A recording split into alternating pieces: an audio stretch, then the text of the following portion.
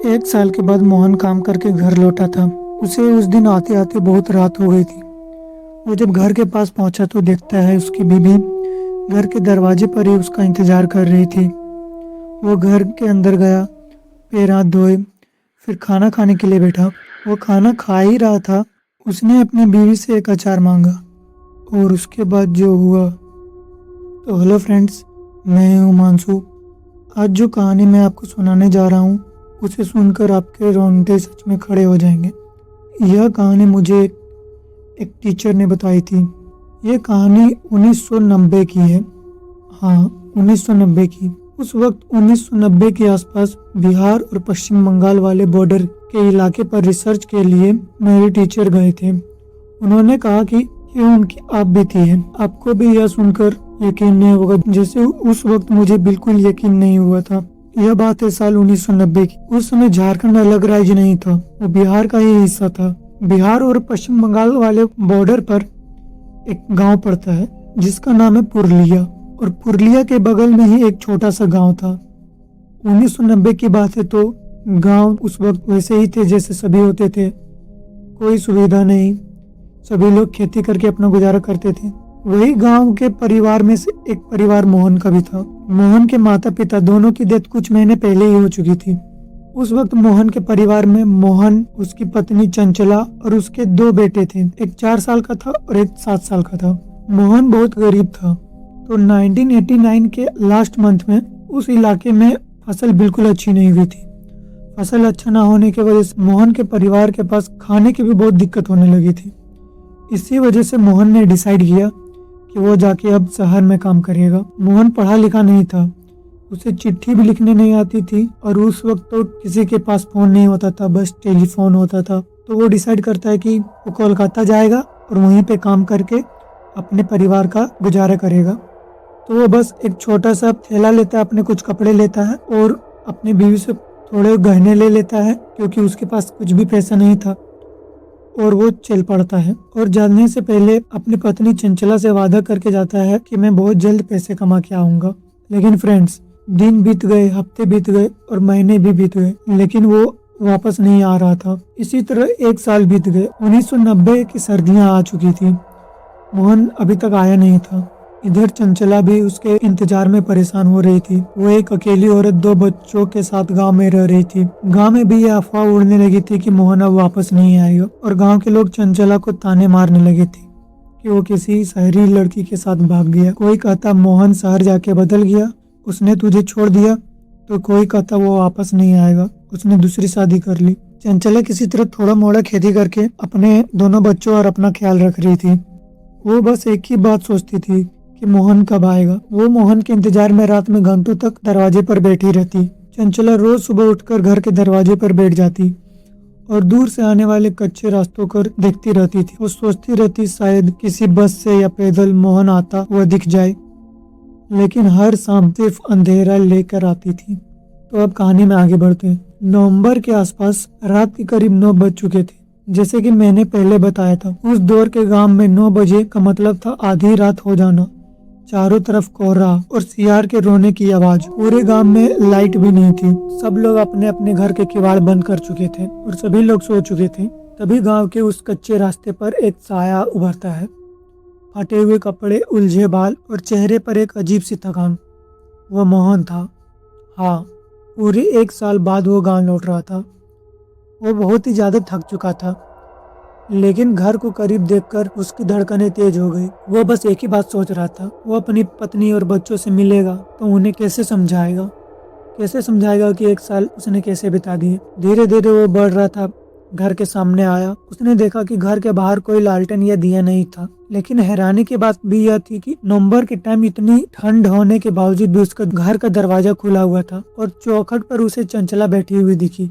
ऐसा लग रहा था जैसे वो सालों से इंतजार कर रही है। मोहन ने दबी आवाज में पुकारा, चंचला। आवाज सुनते ही चंचला का सिर उठा। वो इधर उधर देखती है। अंधेरा था, इसके कारण वो उसे देख नहीं पाती है। और तुरंत खड़ी हुई, और फिर जैसे ही उसने उसे देखा वो बहुत खुश हुई। घर के अंदर से दोनों बच्चे दौड़ते हुए बाहर आए और मोहन के पैर से लिपट गए। पूरा माहौल अचानक से भावुक हो गया था। घर के अंदर एक छोटा सा मिट्टी का डिबरी जल रहा था। डिबरी या दिया जिसे बोलते हैं वो जल रहा था, जिसकी रोशनी बहुत ही धुंधली और पीली थी। चंचला ने मोहन की तरफ देखा। उसकी आवाज़ बहुत धीमी थी और बहुत ही ठंडी। उसने मोहन से पूछा, इतने दिन कहाँ थे? हमें छोड़कर क्यों चले गए? इतने दिनों से घर क्यों नहीं आए? मोहन की आंखों में आंसू आ गए। उसने बच्चों के सिर पर हाथ फेरा, कहा, मैं क्या करता चंचला, मैं कमाने गया था। और फिर उसने सारी कहानी बताई जो उसके साथ हुई। वो जैसे ही कोलकाता पहुंचा तो रेलवे स्टेशन में थोड़ी देर के लिए सो गया था और उसी समय उसका सामान चोरी हो गया था। उसके पास कोई पैसे नहीं बचे थे और वो शहर में नया होने के कारण उसके पास उस वक्त कोई काम भी नहीं था। उसने बहुत ही मुश्किल से कोई काम ढूंढा और घर के लिए अच्छे पैसे कमाते कमाते 1 साल बीत गए। चंचला ने मोहन की बात सुनी, लेकिन उसके चेहरे पर ना तो गुस्सा था और ना ही राहत। वह बस एकटक मोहन को ही देख रही थी। बच्चे भी शांत होकर जमीन पर बैठ गए थे। कमरे में एकदम से खामोशी हो गई थी। इतनी खामोशी कि मोहन को खुद की सांसों की आवाज़ भी साफ सुनाई दे रही थी। चंचला बिना कुछ बोले उठी और कोने में रखे चूल्हे की तरफ गई। कुछ ही देर बाद मोहन के सामने एक थाली में खाना परोस दिया। थाली में चावल और सूखी सब्जी थी। मोहन बहुत भूखा था। उसने चंचला से कोई और बात नहीं की और तुरंत खाना खाने लगा। कमरे में सिर्फ मोहन के खाना चबाने की आवाज़ आ रही थी। चंचला थोड़ी दूर पर कमरे के उस हिस्से में बैठी थी जहाँ डिबरी की रोशनी पहुँच नहीं रही थी। लगभग वहाँ पूरा अंधेरा था। दोनों बच्चे भी उसी कोने में चुपचाप बैठे थे। उनकी आंखें बिना पलक झपकाए मोहन को देख रही थी। खाना खाते खाते मोहन को लगा कि सब्जी थोड़ी सूखी है। उसने चंचला की तरफ देखा और बोला, चंचला, एक अचार दे दो। चंचला अंधेरे में से बोली, हाँ लाती हूँ। और फ्रेंड्स, यहाँ जो हुआ उसे ध्यान से समझना। कमरे के उस पार थोड़ी ऊंचाई पर अचार का एक बरनी रखा हुआ था। जहाँ से मोहन खाना खा रहा था और जहाँ उसकी पत्नी बैठी थी, वहाँ से वो करीब 8-9 फुट की दूरी पर होगा। वैसे तो चंचला को उठ के जाना चाहिए था, वहाँ से अचार लाना चाहिए था, लेकिन फ्रेंड्स, यहाँ जो हुआ वो देखकर मोहन का दिमाग एकदम सुन्न हो गया। लेकिन चंचला अपनी जगह से उठी नहीं। मोहन देखता है चंचला जहाँ बैठी थी वो वहीं पे बैठी है, लेकिन उसका दाहिना हाथ, उसका हाथ अचानक से हवा में एकदम लंबा होने लगा। कलाई की हड्डियां अजीब तरीके से चटकने लगी। मोहन ये देख के खाना खाते खाते ही रुक गया। उसके पसीने छूट गए। चंचला का हाथ इतना लंबा हो गया था कि वो छत को छू रहा था और चंचला ने हाथ की उंगलियों से अचार का बरनी पकड़ी और उससे थोड़ा सा अचार लेकर हाथ वापस ले आया।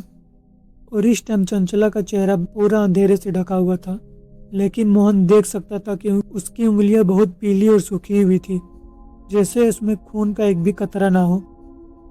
मोहन का गला एकदम सूख गया। उसके हाथ से निवाला छूट गया। उसका शरीर एकदम जम गया था। वो डर के मारे कुछ बोल भी नहीं पा रहा था। और उसके बाद जैसे डिबरी की लो थोड़ा सा हिली और रोशनी उस अंधेरे कोने तक पहुंची। मोहन ने जो देखा उसके बाद उसका कलेजा मुंह में आ गया। चंचला और दोनों बच्चों का चेहरा पूरी तरह सफ़ेद, उसकी आंखें पूरी तरह काली थी, उसमें कोई सफ़ेद हिस्सा नहीं था। और चंचला के चेहरे पर एक भयानक मुस्कान थी। और सबसे डरावनी बात, चंचला और बच्चों के शरीर से मिट्टी और सड़न की एक बहुत तीखी बदबू आने लगी।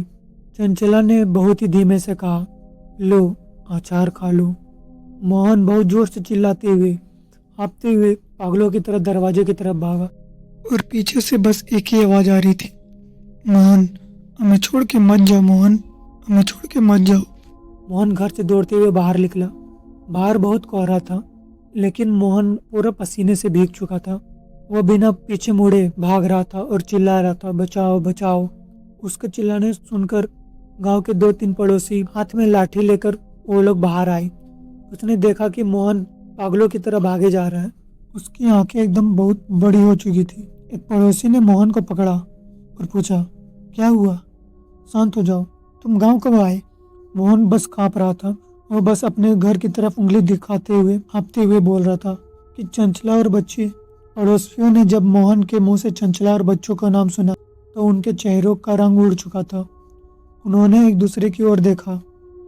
लालटेन की रोशनी में उनके चेहरे पर जो भाव था वो डर नहीं बल्कि एक सदमे और अफसोस के थे। उसी में से एक बूढ़ा पड़ोसी आता है और मोहन के कंधों पर हाथ रखता है और बहुत गंभीर आवाज में बोलता है, मोहन, तू ये क्या कह रहा है? तू होश में तो है? चंचला और बच्चे कहाँ से आएंगे? मोहन बस रोते हुए कहता है, सच में मैंने उन्हें देखा। मैं अभी घर में खाना खा रहा था, वो लोग अंदर ही थे।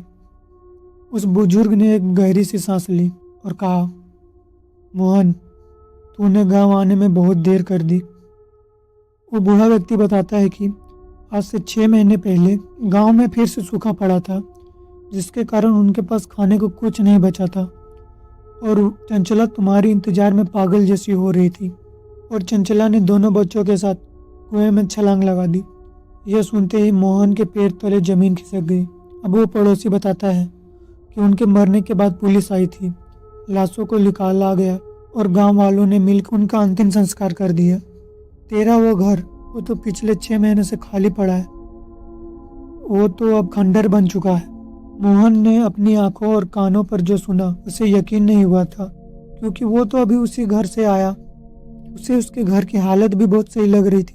वो अपने बच्चों से गले लगा और वो जब सुनता है कि वो 6 महीने पहले मर चुकी थी, उसका दिमाग बिल्कुल सुन्न हो चुका था। पड़ोसियों के साथ हाथ में लालटेन लिए मोहन वापस अपने घर की तरफ गया। उसके पैर कांप रहे थे, लेकिन वो सच देखना चाहता था। जैसे ही वो लोग घर के अहाते में पहुंचे, मोहन का शरीर पूरा जम चुका था। मोहन का शरीर एकदम अकड़ गया। लालटेन की रोशनी जब घर पर पड़ी तो वहां कोई दरवाजा ही नहीं था। जो घर थोड़ी देर पहले बिल्कुल ठीक ठाक लग रहा था, जहां अंदर एक डिबरी जल रही थी, वह असल में एक उजाड़ खंडर था। घर की मिट्टी की दीवारों की जगह ढेर, छत सड़ा हुआ नीचे गिर चुका था, चारों ओर मकड़ी की जाले फैले हुए थे और कमरे के अंदर जहां मोहन बैठकर खाना खा रहा था, वहां सिर्फ धूल थी और सिर्फ एक सन्नाटा। मोहन को समझ आ गया कि वो सिर्फ एक छलावा था। चंचला और उसके बच्चों की भटकती हुई रूहों ने मोहन को लौटने पर उसे वो सब दिखाया जो मोहन देखना चाहता था। उन्होंने उसे एहसास दिलाया कि उसके मरने के बाद भी उसका इंतजार खत्म नहीं हुआ। यह सब वही कारण से हुआ क्योंकि चंचला की आत्मा को शांति नहीं मिला। वो बस मोहन के इंतजार में थी और वही इंतजार मोहन के आने के बाद पूरा हुआ। इसके बाद मोहन का मानसिक संतुलन बिल्कुल बिगड़ गया। वो पागलों की तरह गांव में घूमता रहा और खुद से बातें करता रहा और वो एक सदमे को बर्दाश्त नहीं कर पाया और 3 महीने के बाद मोहन ने भी उसी कुएं में छलांग लगा दी। वो गांव काफ़ी बदल चुका है, वहाँ बिजली भी आ गई और पक्की सड़क भी बन गई, लेकिन जहाँ मोहन का वो मिट्टी का घर हुआ करता था, आज भी पूरी तरह से वीराना है। गांव के लोग आज भी वहाँ से कभी नहीं जाते हैं। उनका कहना है कि आज भी वहाँ किसी की छाया भटकती रहती है। तो फ्रेंड्स, यह थी पुरुलिया बॉर्डर की उस घर की कहानी जो मुझे मेरे टीचर ने सुनाई थी। आपको क्या लगता है, चंचला और उसके बच्चों का वो छलावा से मोहन को आखिरी बार देखने की तड़प थी? मुझे नीचे कमेंट करके ज़रूर बताएं। अगर आपके पास भी कोई ऐसी घटना या भूतिया किस्से हैं जो आपको या आपके किसी जानने वाले के साथ हुआ हो, तो आप कमेंट में ज़रूर शेयर करें और मैं उसे ज़रूर नरेट करूँगा। आज के लिए बस इतना ही। मैं हूँ हिमांशु, मिलता हूँ आपसे अगली वीडियो में।